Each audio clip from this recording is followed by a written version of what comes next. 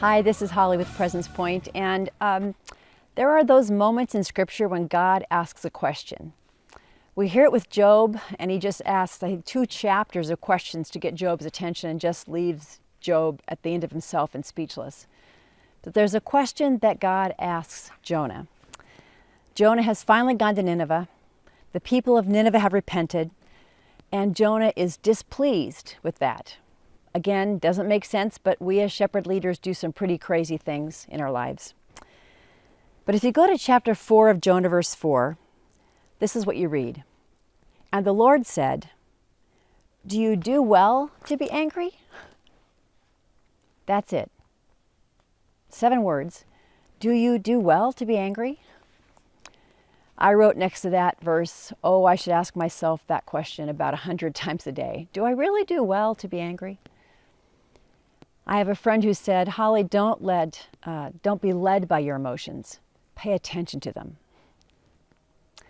You know, for some of us, we're very contemplative, introspective kind of people, and that seems really easier to do. You have emotions, but you very rarely show them.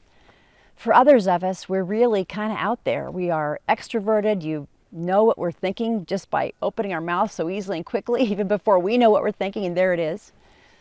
But God's question, do you do well, Jonah, to be angry?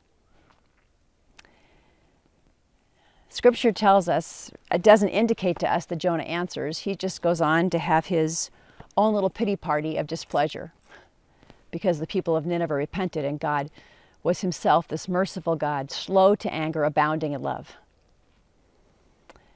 I know in my life, I can become angry far too often. A couple of years ago, I sat down and made a list of all the things I was angry about. And I was ashamed and surprised to find 18 things on that list that I was angry about. I had never even addressed them or dealt with them or realized they were there until I was forced to really make that list. So because of that, anger was kind of right there all the time, just right at the surface ready to just boil over. So the littlest of things made it come out.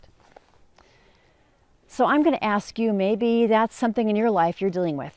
Anger, it's a sin. It's one of the 7 deadly sins, as a matter of fact. Look it up under St. Augustine's prayer book in the examined portion and find out how he defines it and the synonyms he gives it. Whoa, man, it'll just knock your socks off. And hopefully it'll take you right before the foot of the cross. So I share a little bit about Jonah today and a lot about God. Slow to anger, abounding in love. Do you do well to be angry? God said to Jonah, and we ask that of you today. Shepherd leader, is there an anger problem in your life? Does it show at the simplest of moments with your children or with your teammates or with your peers or with the people that report to you or with your congregation when things don't go well? And how is that reaction affecting the testimony to the sheep in your life?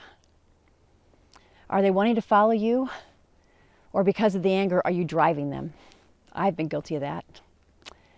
So today, this is kind of a heavy blog about how we react. Jonah's selfish pity party, and very often our own.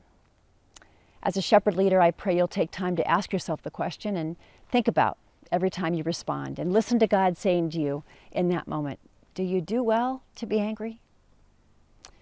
May you live deeply into your calling this week. Thanks for joining us.